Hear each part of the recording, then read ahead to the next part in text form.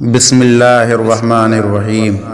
حضرت سیدنا ابو سعید رضی اللہ تعالیٰ عنہ سے مروی ہے کہ سرکار دو عالم صلی اللہ علیہ وسلم نے ارشاد فرمایا، جو شخص بھی جمعہ کے دن یہ 5 چیزیں کرتا ہے اللہ تعالیٰ اس کو جنتی لکھ دیتا ہے۔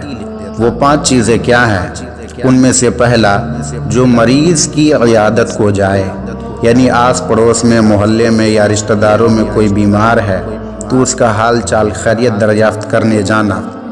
دوسرا، نماز جنازہ میں حاضر ہونا، یعنی اگر اپنے علاقے میں، اپنے رشتہ داروں میں، اپنے شہر میں کسی مسلمان کا انتقال ہوا ہے تو اس کی نماز جنازہ میں شرکت کرنا۔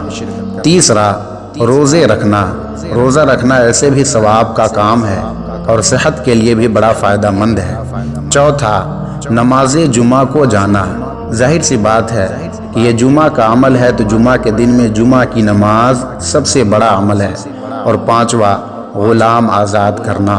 سرکار مدینہ صلی اللہ علیہ وسلم کے فرمان کے مطابق جو شخص جمعہ کو یہ 5 عمل کرے گا اللہ تعالیٰ اس کو جنتی لکھ دے گا۔ اللہ ہمیں جنت میں داخل فرمائے، آمین۔